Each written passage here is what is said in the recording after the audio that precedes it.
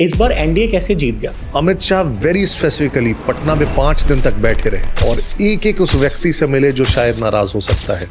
पहली बार बिहार के इलेक्टोरल इतिहास में 5 पार्टियां साथ में आई थी, जिसमें बीजेपी जेडीयू तो थी, लेकिन चिराग पासवान भी थे, मांझी जी भी थे, कुशवाहा जी भी थे। पांचों जो पार्टीज हैं उसके जो चीफ है उन्होंने एक ही ट्वीट को सबने पेस्ट कर करके ट्वीट किया। एनडीए में बीजेपी और जेडीयू एक दूसरे को कॉम्प्लीमेंट कर रहे थे, लेकिन एनडीए अलायंस में ऐसा था कि वो एक दूसरे के दुश्मन दिख रहे थे। अभी भी लालू बनाम नीतीश ही है, तेजस्वी बनाम नीतीश नहीं है। आरजेडी का जंगल राज बनाम नीतीश का राज, राइट। वो जंगल राज की कहानियां सारे नेताओं ने उसको यूज किया, अपहरण की कहानियां याद दिलाई, चंपा विश्वास का हो, चाहे फिर वो शिल्पी गौतम का हो, तबाह कर दिया। आपने सबका नाम लिया बट पीके का नाम नहीं लिया। इंटरनेट पे हर जगह बस और बस जनसुराज का ही नाम था, तो इतना ज्यादा डिप में तो हुआ क्यों? 100 लोग साथ चल रहे, पूरे पेड स्टाफ है, न्यूज कवर करने वाले पेड है, जो सोशल मीडिया पे डाल रहा है बंदा वो सारा पेड है। That's a false representation. जमीन पे उनकी पकड़ होगी, उनको कोई वोट देने वाला है? नो सर, तेज प्रताप ने वापस से ब्लॉगिंग शुरू कर दिया। PY blogs. मनोज तिवारी भी शायद एयरपोर्ट पे टकरा गए थे उनसे, उन्होंने भी कहा किया कि तेजस्वी बाबू जैसे लोग घर के भाई को नहीं संभाल सकते तो बिहार को कोई क्या सकता।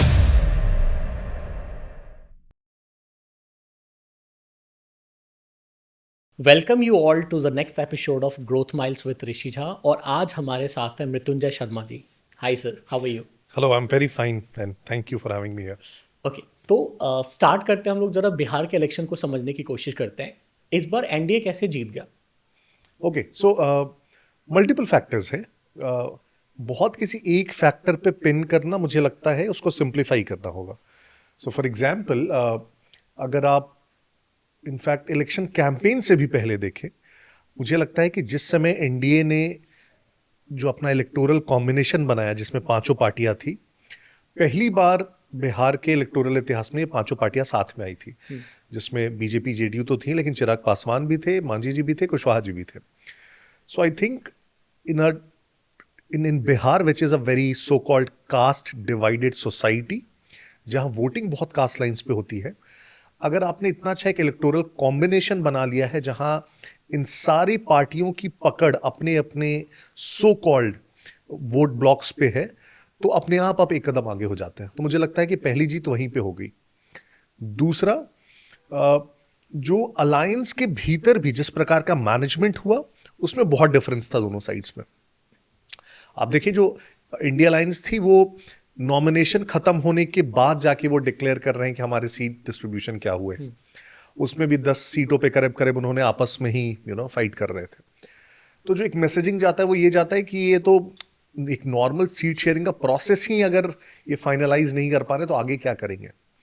इन कंपैरिजन इंडिया अगर आप देखेंगे तो with what ever would have gone behind the doors, नहीं पता हमें, लेकिन आउटकम जो आप देखते हैं उसमें देखते हैं कि 5 जो पार्टीज हैं उसके जो चीफ है उन्होंने एक ही ट्वीट को सबने पेस्ट कर करके ट्वीट किया, सेइंग कि हमारी सीट शेयरिंग फाइनल हो गई है और ये नंबर ऑफ सीट सारे की है, विच शोज द डिसिप्लिन।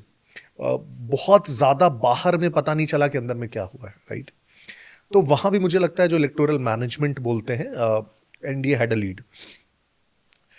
उसके बाद भी अगर आप देखेंगे जहां कहीं भी थोड़े बहुत बागी उम्मीदवार थे, क्योंकि जब आप टिकट बांटते हैं तो बहुत जगह ऐसे लोग होते हैं जो नाराज होते हैं, they file their own nominations. Amit Shah very specifically Patna में 5 दिन तक बैठे रहे और एक एक उस व्यक्ति से मिले जो शायद नाराज हो सकता है। मनाने की कोशिश हुई, पहले राज्य स्तर के नेता मनाने लगे, उनसे नहीं माने तो फिर प्रभारी थे, चुनाव प्रभारी, प्रदेश प्रभारी, उनसे भी नहीं माने तो अमित शाह वहीं बैठे हुए थे।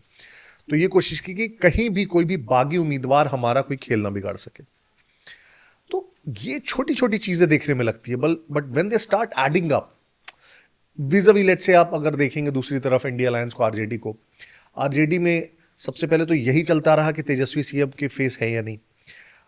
आपको ध्यान होगा बीच में तेजस्वी करीब 15 दिनों तक गायब हो गए थे, वो घर पे बैठ गए थे कि जब फिर वो सीएम फेस डिक्लेयर हुए तब जाके वो फिर कैंपेन करना शुरू किया।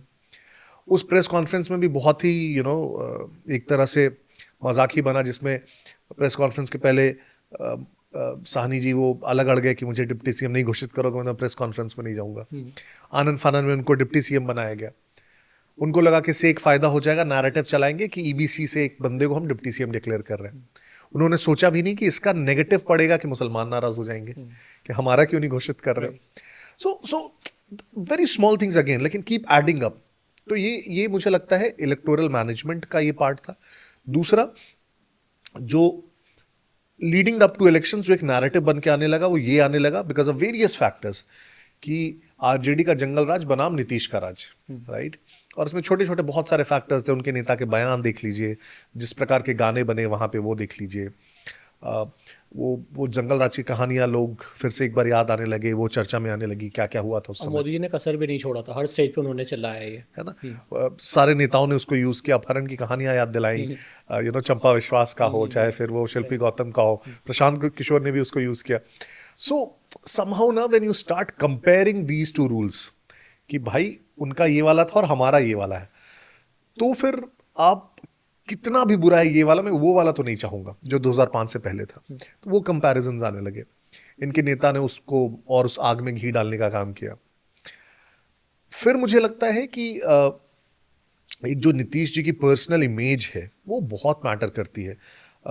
जो ओवर द इयर्स आप देखेंगे महिलाओं के लिए उन्होंने विशेषकर जो काम किए थे, आप उनके फर्स्ट टर्म से चले जाओ, जहां पे जब वो बच्चियां थी तो उनके लिए उनको स्कूल ड्रेसेस दिए, साइकिल दिए, वो स्कूल जा पाए। जब वो स्कूल गई तो ज़्यादा कक्षा तक पढ़ी तो उनकी शादी की एज आगे हुई, तो उनके जो फर्टिलिटी था वो कम हुआ, तो उनकी इकोनॉमिक्स प्रॉस्पेक्ट्स ज़्यादा बढ़ी। तो बहुत उसका इफेक्ट्स बहुत लंबा जाता है। पंचायत में 50% रिजर्वेशन कर दिया उन्होंने महिलाओं के लिए, सरकारी नौकरियों में 1/3 रिजर्वेशन कर दिया महिलाओं के लिए। शराबबंदी भी एक वजह थी, शराबबंदी भी है। और मेजर आप अगर पटना में या कहीं भी जाओगे तो आप देखोगे आज जितने पुलिस है उसमें 1/3 महिलाएं दिखती हैं। इतनी महिलाएं पुलिस दिखती हैं बिहार में जितनी देश में कहीं नहीं दिखती हैं, राइट। शराबबंदी के कारण जो डोमेस्टिक वायलेंस में कमी आई, महिलाएं उससे बहुत खुश रहती हैं, बाकी चाहे कितने भी नाराज रहे। एंड देन जो लास्ट में उन्होंने 10,000 वाले रुपए वाला किया, तो मुझे लगता है, बट अगेन मेरा बस ये मानना है कि वो सिर्फ अगर अचानक से 10,000 रुपए जाता तो वो शायद असर नहीं होता। वो लगता है अच्छा ये तो इलेक्शन के लिए दे रहे हैं, लेकिन इतना लंबा इतिहास रहा है ना अफर्मेटिव एक्शंस का, स्पेसिफिकली उस सेगमेंट के लिए महिलाओं का, कि उनको लगा ये उसमें एड ऑन है। एक तरह से वो विश्वास ऑलरेडी था, तो अच्छा वो नीतीश जी कर रहे हो, वो तो करते ही रहे, अच्छा फिर से कर cherry on the cake. Correct. तो I think very lot of factors, छोटी छोटी चीजें मिलके I think it added up, और इस कारण से इतना बड़ा मैंडेट मिल पाया। ओके, एनडीए में बीजेपी और जेडीयू एक दूसरे को कॉम्प्लीमेंट कर रहे थे, और बाकी 3 पार्टीज और भी, लेकिन एनडीए अलायंस में ऐसा था कि वो एक दूसरे के दुश्मन दिख रहे थे, है ना। और सर आपने सबका नाम लिया बट पीके का नाम नहीं लिया। हाँ। वो भी एक बहुत ज़्यादा इम्पैक्ट रख रहे थे इलेक्शन से पहले, but all of the sudden वो गायब हो गए। और जब आज हम लोग विश्लेषण कर रहे हैं तो उसमें आपने पीके का नाम भी नहीं लिया। हाँ, ओके। सो नाम इसलिए मैंने ले लिया क्योंकि जो फाइनल आउटकम मैं देख रहा हूँ उसमें बहुत ज्यादा असर नहीं देख रहा हूँ। अगर उसके पहले की आप बात करते तो of course I would have taken the name and said कि ही इज सीमिंगली वो थर्ड फ्रंट है जहां वो नुकसान पहुंचा सकते हैं दोनों को।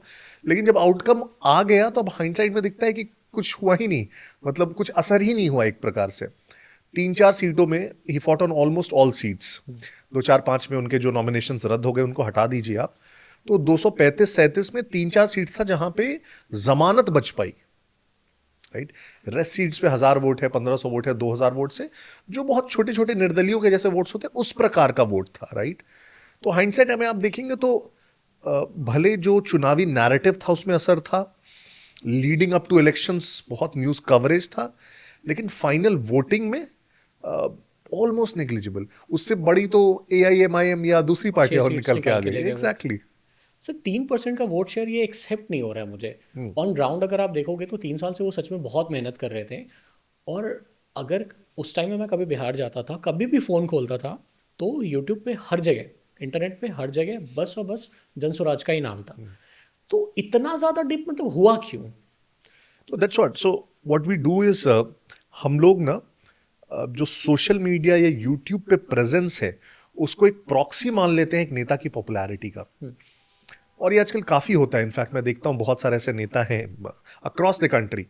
सर मोदी जी ने भी इलेक्शन जीता था उस पर, डिजिटल कैंपेन्स पे। तो again there is a difference. Again okay, digital campaign या सोशल मीडिया प्रेजेंस आपकी जो ऑलरेडी पर्सनालिटी है, आपका जो ऑलरेडी काम है, जो ग्राउंड पे पकड़ है, उसको कॉम्प्लीमेंट कर सकता है, उसको रिप्लेस नहीं कर सकता है, राइट। सो फॉर एग्जाम्पल आज बहुत सारे नेता आजकल मुझे दिखते हैं जो वो दिन भर बस रील डालते हैं, वैसे बगान में चल रहे हैं, उनका एक रील बन रहा है, पीछे एक उसमें कोई एक साउंड ट्रैक लगा हुआ है, शेर अकेला चलता है और इस प्रकार की चीजें ऑल ऑफ।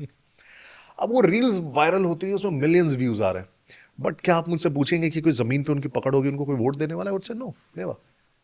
तो सी, मैं उनसे कंपेयर नहीं कर रहा हूँ, with PK also what I think is, और मेरा ये जो ओपिनियन कंसिस्टेंट रहा है आज से 6 महीने पहले भी और आज भी, मैं बहुत स्ट्रांगली इसमें मानता हूं कि कभी भी आप जब एक पॉलिटिकल पार्टी बनाते हैं, it's kind of a social movement, right? एक नई पार्टी आप बना रहे हैं, तो जब आप बनाते हैं तो लोगों को उसमें ऑर्गेनिकली जुड़ना होगा, तभी वो सशक्त सोशल मूवमेंट बनेगा। और उन लोगों को उसमें ऑर्गेनिकली जुड़ने में समय लगता है, आपको जाना पड़ेगा, लोगों से बात करनी पड़ेगी, 2 लोग 4 लोग 5 लोग 10 लोग यहाँ जुड़े, फिर 10 लोग वहां जुड़े, उससे बात कर रहा है। It's a time taking and intensive process. आप अगर पैसे से या किसी और तरीके से उसको तेज करना चाहोगे तो वो जो भावनात्मक जुड़ाव होना चाहिए एस्टैब्लिश, वो नहीं हो पाएगा। So what PK did is, ठीक है, उन्होंने पदयात्रा की, सब जगह के भाषण मारे, 500 लोग खड़े हैं, सबको भाषण दिया, तुम्हारे बच्चों की पढ़ाई, ये वो दिस दैट। लेकिन जो उस पूरी कैरावैन में लोग चल रहे हैं सब पेड स्टाफ है, 100 लोग साथ चल रहे हैं, पूरे पेड स्टाफ है, टेंट लगाने वाले पेड है, खाना बनाने वाले पेड है, बाइक पे चल रहे हैं पेड है, न्यूज कवर करने वाले पेड है, जो सोशल मीडिया पे डाल रहा है बंदा वो सारा पेड है। So that's a corporate then ना। तो सोशल मूवमेंट कैसे हो सकता है? सो अनलेस आप ये बोलो कि 500 लोग मेरे साथ हैं जो बिना 1 रुपए के भी सिर्फ और सिर्फ मेरे साथ हैं, मेरे प्रिंसिपल्स पे, मेरे वसूल पे, मेरे व्हाटएवर, मेरी जो फिलॉसफी है उस पे, मेरा जो विजन है उस पे, तो आप मानोगे ना कि 500 लोगों का एक मूवमेंट है। I always thought that was missing. और सोशल मीडिया प्रेजेंस इसलिए हुआ क्योंकि 5000 से ज्यादा वॉलंटियर्स थे जो पे पर व्यू पे दे वर गेटिंग पेड, उनको लग रहा था इसी बहाने मुझे पैसे मिल रहे हैं, तो इसलिए सोशल मीडिया पे एक्सेसिव प्रेजेंस था, एक्सेसिव, राइट? एंड स्पेसिफिकली वैसे लोग जो शहरों से आते हैं, जो थोड़े अर्बन बैकग्राउंड से आते हैं, उनको तो और ज्यादा दिखता है, क्योंकि बाकी कोई उनके कंपैरिजन में वैसे कोई नेता ही नहीं है जिसका उतना ज्यादा प्रेजेंस हो, तो लगता है यही है। But in rural areas if you go and ask somebody, not at all. Sir, आपको ऐसा नहीं लग रहा कि, मुझे लग रहा है कि उनको वोट शेयर थोड़ा ज़्यादा मिलना चाहिए था? 3% तो वो डिजर्व नहीं करते। It's not about deserve. I guess उन्होंने मेहनत करी है। तो आई एग्री, और मैं उसको डिनाई नहीं कर रहा हूं बिल्कुल। सी, हो सकता है ज्यादा मिलता अगर ना इलेक्शन इतना ज्यादा एक तरफा नहीं होता, तो अगर थोड़ा कंपेटिटिव इलेक्शन होता तो I would have also guessed कि वो 5% क्रॉस करते हैं, 6, 7, 8 जो भी परसेंट होता, he would have cross that. What has happened here is कि इलेक्शन में बहुत बाइनरी हो गया कि आरजेडी का वो रूल चाहिए आपको या नीतीश जी का कंटिन्यूड शासन चाहिए।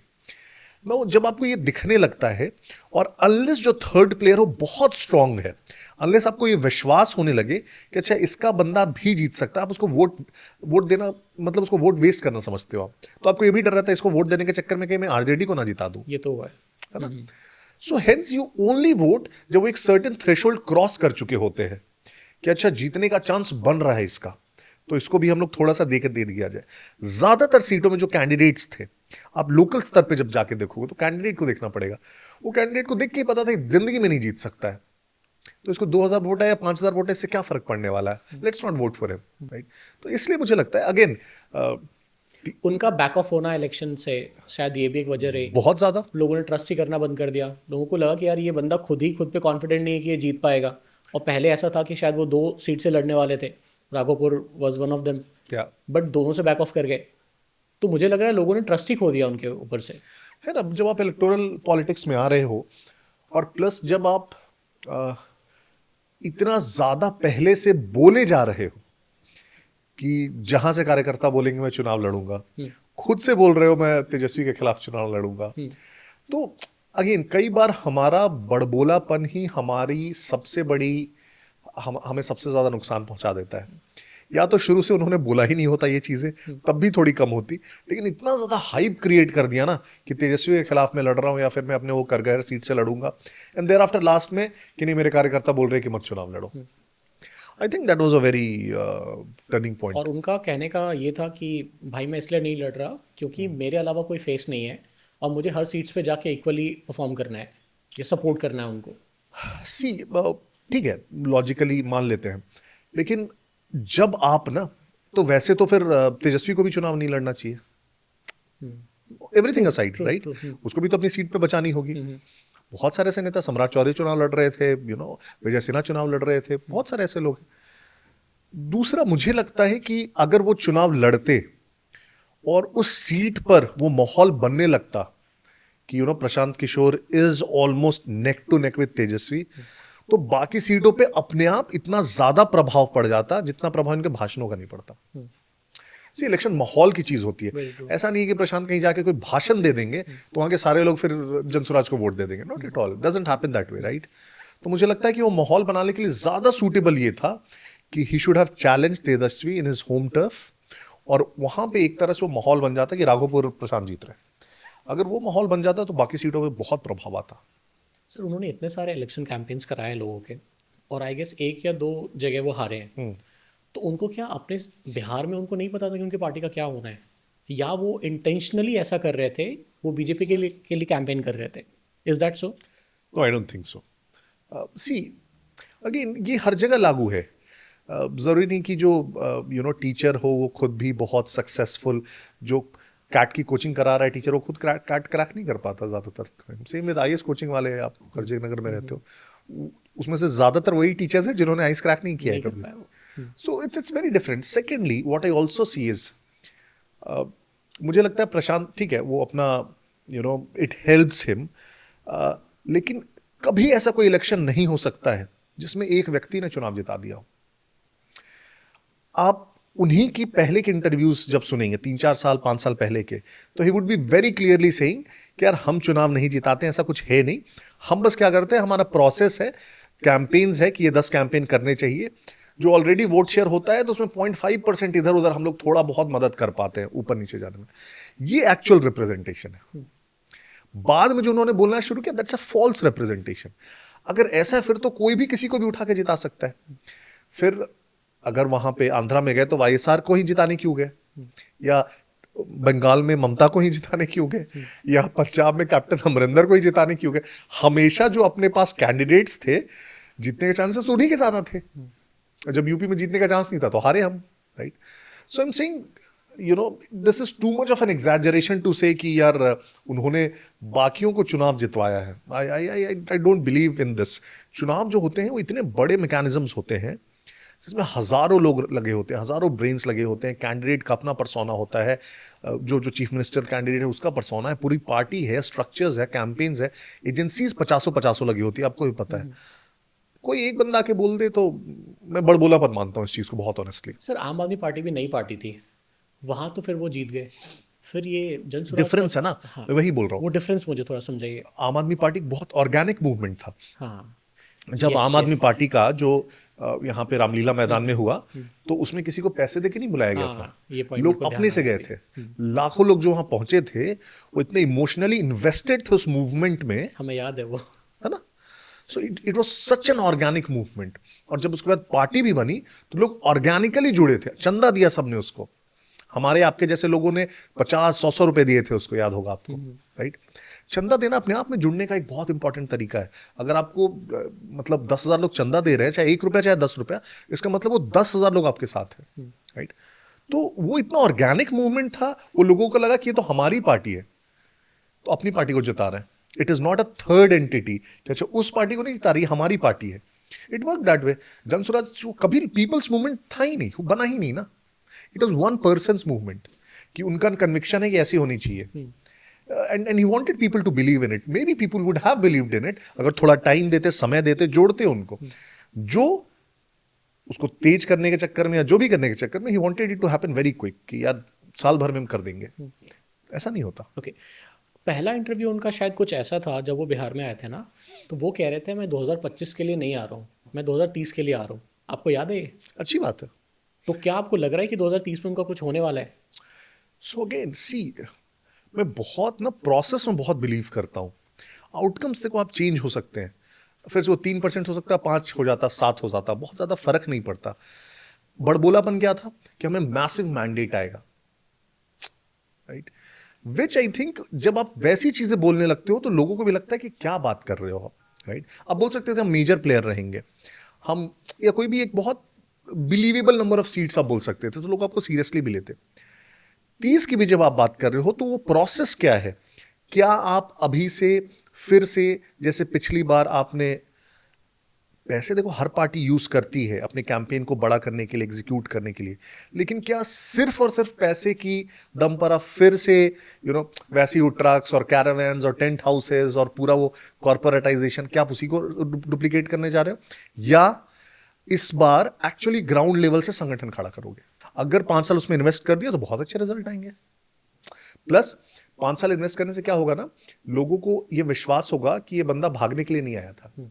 ऐसा नहीं है कि हार गया तो भाग गया, वो रुका, उसने सस्टेन किया, परसिस्ट किया और फिर से जमीन से शुरू किया करना, जो गलतियां की थी उसको हटा के, तो लोग फिर ज्यादा उसको रिस्पेक्ट करेंगे और एक्चुअली फिर I think his vote share will increase. जीतना हारना तो सेकेंडरी है। इलेक्शन के बाद जब वो पब्लिक में आए ना, तो उन्होंने वापस से ये चीज़ कहा कि अब मैं उन लोगों के साथ में ही काम करूंगा जो आदमी हमारे को 2,000 रुपये का शायद चंदा देगा, कुछ ऐसा।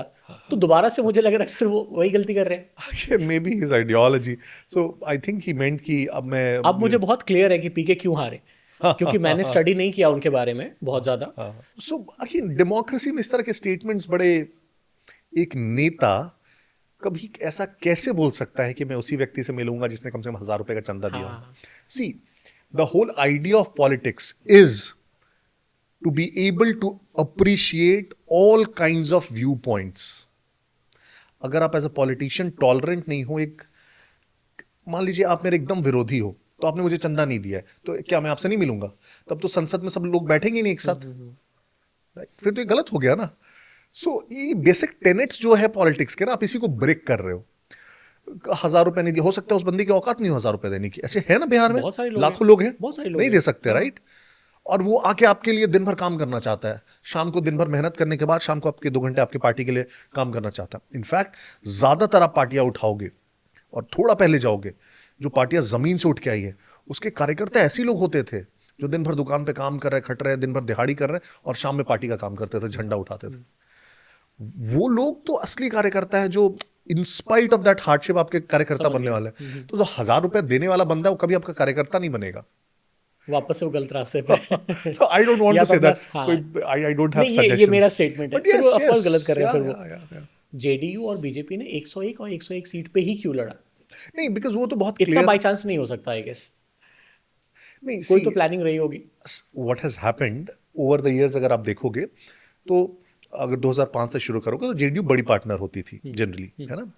उस समय भी आप देखोगे तो जहां तक मुझे याद है, इनफैक्ट 2010 के रिजल्ट्स में आप देखो जेडीयू को 115 आया था, बीजेपी को 91 आया था फाइनल।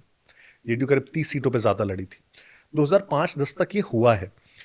2014-15 के बाद चेंज किया है, क्योंकि फिर वो गठबंधन टूट गया, दोनों अलग अलग लड़े।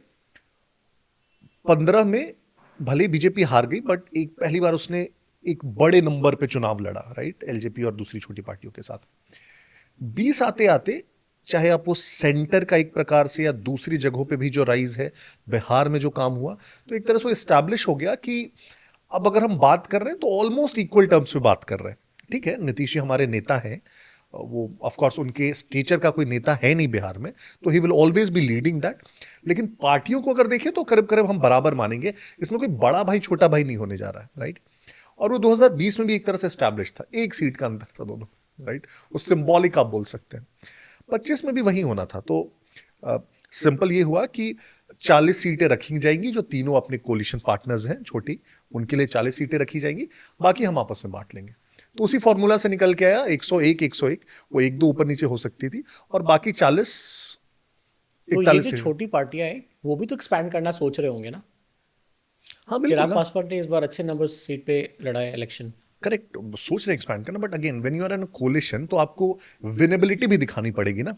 आपको बताना पड़ेगा कि मैं 100 सीट पे लड़ना चाहता हूँ, जैसे कांग्रेस करती है फॉर एग्जांपल। पिछली बार भी वही हुआ था, इस बार भी वही हुआ बिहार में। कांग्रेस पिछली बार 70 सीटों पे लड़ी, 2020 के चुनाव में, उसे सीटें हैं 19, राइट। एक तरह से उसने अपने पूरे गठबंधन को नीचे खींचा। बहुत लोग बोलते हैं कि वो फैक्टर था कि वो लोग सरकार में नहीं आ पाए। अब इतना बुरा रिजल्ट आने के बाद फिर से कांग्रेस इस बार वही जिद पे अड़ गई कि हम तो 70 से कम पे मानेंगे नहीं। फाइनली शायद वो 56 या 60 पे लड़ी, राइट। अब इस बार सीटें और भी कम आ गई, 6 पे आ गए वो, राइट। तो विनेबिलिटी भी तो आपको दिखानी होगी। सो फॉर एग्जाम्पल, आप मान लीजिए कुशवाहा जी की पार्टी या मांझी जी की पार्टी 6-6 सीटों पे लड़ी, है ना। 6 सीटों पे लड़के अगर आप 5 सीटें जीत जा रहे हैं, isn't it better then Mukesh Sahani जो 15 सीट पे लड़के 0 पे आ रहे हैं? तो सीट के नंबर्स का कोई वैल्यू नहीं है, आपके उस अलायंस का वैल्यू ज्यादा है कि अगर 6 मिली है तो 5 जीत जा रहे हैं आप। The strike rate is much more important कि आपकी रादर देन। अब एलजेपी पे 29 पे लड़के 21-22 जीती ना। बहुत अच्छा है। यस। सर लालू यादव जी क्यों गायब थे इलेक्शन से? जो मेरी जानकारी है, एक तो तबियत वाला फैक्टर है, कई बार कहा जाता है कि उतने स्वस्थ नहीं है। दूसरा मुझे लगता है कि हमेशा ना अब वो बैगेज एक प्रकार से शायद आरजेडी उनको या तेजस्वी या जो नया जनरेशन है, जो उनका कार्यकाल था उसका बैगेज मान के चलती है, राइट। तो क्योंकि कंपैरिजंस भी जब भी होते हैं तो आप देखते हैं कि उनके कार्यकाल वर्सेस नीतीश के कार्यकाल के होते हैं। तो जैसे ही आप उनका चेहरा प्रेजेंट करना स्टार्ट करते हो तो एक प्रकार से फिर से कहते हो कि हाँ, यही दोनों के बीच अभी भी चल रहा है, अभी भी लालू बनाम नीतीश ही है, तेजस्वी बनाम नीतीश नहीं है। तो वो जब कंपैरिजन आएगा ना तो फिर जजमेंट बहुत क्लियर आ जाता है कि अच्छा लालू बनाम नीतीश है तो फिर नीतीश को चुन रहा हूं। क्लियर है, मैं उस लालू को तो नहीं चुन रहा जो कार्यकाल था एक प्रकार से। तो इसीलिए आप देखेंगे कि पोस्टर्स से भी 2020 में भी जो पोस्टर्स थे आरजेडी के, उसमें से भी उनको गायब कर दिया गया फिर भी था। थे। बाद में बहुत क्रिटिसिज्म हुआ तो लगाया गया उनका भी फोटो किनारे। बट ज्यादातर कैंपेन्स में आप देखोगे, कैंपेन्स में पोस्टर्स में उनकी फोटो नहीं लगाते वो लोग, क्योंकि अब दिखता है कि उससे जो ऑलरेडी उनका कैडर है, जो उनके कास्ट ग्रुप से जो उनको वोट देते हैं, चाहे वो यादव हो मुस्लिम्स हो, वो ऐसे भी देंगे। उनके फोटो लगाने से जो नहीं देने वाले हैं वो और उनको देख के ना उनको लगता है कि let's not vote for that rule. 2020 में आरजेडी का परफॉर्मेंस अच्छा था, इस बार उल्टा और वीक हो गया। क्या रीजन था इसके पीछे, और आपको क्या लग रहा है कि फ्यूचर में आरजेडी का क्या होना है? मुझे वही लगता है, वो एक तो बार बार कंपैरिजन जो होने लगा कि आरजेडी रूल बनाम नीतीश रूल, वो बहुत स्टार कॉन्ट्रास्ट दिखने लगा। दूसरा, आरजेडी के लोगों ने खुद अपना नुकसान किया, मुझे लगता है अपने पांव पे कुल्हाड़ी मारी। उनके नेताओं के बयान वैसे आए, उनके जिलाध्यक्ष का बयान है, फिर से वो भूरा बाल साफ करो बोलने लगे। उनके विधायक जाति सूचक पे आ गए कि ये जाति अब नहीं आ सकती हैं आगे, अब हमारा अधिकार है। बहुत सारे ऐसे वीडियोस हैं जिसमें जो आरजेडी के एकदम सबसे लोवेस्ट लेवल के कार्यकर्ता है वो धमका रहे हैं गांव वालों को कि वोट दे के देख लेना, उसके बाद समझा देंगे सरकार आ गई तो। बहुत वायरल हुआ था ये सब, है ना, वो सब हो रहा था, जिस प्रकार के गाने बन बन के आए। तो मुझे लगता है ना कि वो फिर से वो नैरेटिव दिखने लगा कि भाई ये लोग कितना भी बोल रहे हैं, आरजेडी बदल गई, ये बदलने वाली नहीं है ना। ये वही आरजेडी है जो 90 के दशक में थी, ये बस शांत बैठे हुए हैं, सत्ता में आए तो फिर से ये वो तहलका मचा देंगे। तो ये एक नैरेटिव बना पहला। दूसरा, मुझे लगता है as a leader also Tejashwi would need to grow much more, right. परिवार में जो कलह हुई उससे मुझे लगता है वोटिंग में बहुत ज्यादा असर पड़ा, लेकिन एक नैरेटिव जाता है कि बड़ा भाई अलग हो गया, मीसा ऐसी नाराज रहती है, एक बहन जिसने किडनी दिया वो नाराज चल रही है। तो वो भी होता है कि ही समबडी जो होल्ड नहीं कर पा रहे हैं अपना पूरा कुनबा, राइट। कांग्रेस से नेगोशिएशन में भी फिर वो बात नहीं बन पाई, तो लगा कि तो बहुत लोगों ने कहा यार लालू होते तो अब तक ये सब हो गया होता, निपट गया होता, ये कांग्रेस इतनी बदमाशी नहीं करती। तो वो एक मैसेजिंग जाने लगता है कि एज अ लीडर अभी भी नीतीश से कंपेयर करने के लिए कहीं भी नहीं है इनफैक्ट, राइट।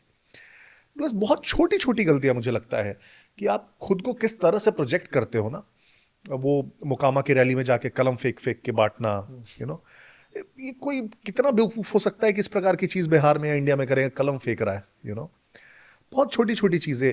कुछ चीजों पे इस प्रकार के बयान दे देना, बहुत हल्के बयान दे देना। नीतीश जी बोल रहे हैं कि नौकरी लाएंगे तो ये कह दे रहे हर परिवार में नौकरी दे देंगे, उससे और आपका मजाक उड़ता है। बिहार में लोग बहुत पॉलिटिकली अवेयर है, तो उन्होंने तुरंत कहना स्टार्ट कर दिया कितने पैसे कहाँ से लाओगे, हर एक परिवार में एक नौकरी कैसे हो सकती है, राइट। तो I think as somebody who is leading that alliance, he was no match for Nitish in the election. Sir Tej Pratap ने वापस से ब्लॉगिंग शुरू कर दिया, आपने देखा ये? चैनल का नाम चेंज कर दिया, TY ब्लॉग्स। सर पर्सनली मुझे भी बहुत खराब लग रहा था उनके लिए, और मनोज तिवारी भी शायद एयरपोर्ट पे टकरा गए थे उनसे, उन्होंने भी कहा कि यार इसके लिए मेरे को बड़ा दुख लगता है।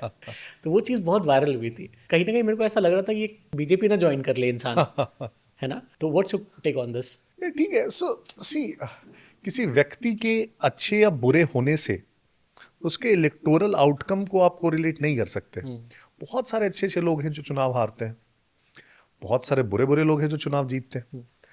तो मुझे लगता है कि वो अगेन मैं जज नहीं कर रहा हूँ, अच्छे व्यक्ति हैं, बुरे व्यक्ति, किसी को बहुत अच्छे लगते हैं, किसी को बुरे भी लगते हैं, लेकिन अगेन उससे वो चुनाव नहीं जीत सकते। उसी महुआ से जहां से वो चुनाव लड़ने गए थे, वहां 2015 में उन्होंने चुनाव लड़ा, जीते, लेकिन 5 साल फिर गए ही नहीं वहां पे। तो 2020 में उनके लिए नई सेफ सीट खोली गई कि अब महुआ से तो चुनाव हार जाएंगे, तो हसनपुर गए, फिर वहां से चुनाव जीत गए। अब इस बार फिर हुआ कि हसनपुर में भी नहीं गए 5 साल, तो लोग फिर बोले कि अब यहां से भी चुनाव नहीं जीतेंगे। तो एज अ पॉलिटिशियन आप व्यक्ति बहुत अच्छे हो सकते हो, ब्लॉगर बहुत अच्छे हो सकते हो, 10 चीजें अच्छे हो सकते हो, बस एज अ पॉलिटिशियन 2 बार आप जब जीत के आए हो, have you been able to perform well as a politician? तो आंसर इज नो। चाहे सदन में, एज अ मंत्री, या अपने विधानसभा क्षेत्र में लोगों के साथ, वो नहीं हो पाया है। तो अब तो उनके पास कुछ नहीं है फिर, ना आरजेडी का होना क्यों चाहिए? टैग रहा। जो भी है या था, मैं बोलता हूं उनके पास, तेजस्वी के पास, वो सिर्फ इस कारण से है क्योंकि वो लालू प्रसाद यादव के बेटे हैं। तो अगर नहीं है तो मुझे लगता है दुख नहीं होना चाहिए। उस चीज को अर्न करने के लिए कोई मेहनत नहीं करी आज तक, विरासत में मिल गया सब। विरासत में मिला हुआ है। अगर अगर मतलब उस क्वालिफिकेशन के का कोई व्यक्ति, कोई बच्चा दूसरे परिवार में होता, तो उसको खाने के लिए भी सोचना पड़ता। सही बात है, तो बिल्कुल सही। Why should they have the privilege? दया तो नहीं आनी चाहिए मुझे लगता है। मतलब ठीक है, अच्छे व्यक्ति होंगे तो मतलब ठीक है, हंसी खुशी रहे, अच्छा करें, बट ऐसा कुछ नहीं है कि उनका हक है बिहार की सत्ता पे और उनको मिलना चाहिए, not at all. Sir, Bihar में बीजेपी का सीएम क्यों नहीं बना इस बार? पहला रीजन तो ये है क्योंकि नीतीश जी के चेहरे पे चुनाव लड़ा गया और बहुत क्लियरली डिक्लेयर्ड था कि यू नो वही सीएम बनेंगे। दूसरा, मैंने जैसे कहा कि अभी भी बिहार में नीतीश जी के स्टीचर का कोई लीडर अक्रॉस पार्टी लाइंस नहीं है। अक्रॉस, एक तो सीनियरिटी में सिर्फ मैं नहीं बोल रहा हूं, या 20 वर्षों से सीएम है, 18 वर्षों से, इसलिए नहीं मैं बोल रहा हूं। उस व्यक्ति ने जो काम भी करके दिखाया है एडमिनिस्ट्रेटिवली, लॉ एंड ऑर्डर में, सोशल स्कीम्स में, सोशल जस्टिस के तौर पे, किसी ने नहीं किया आज तक बिहार में।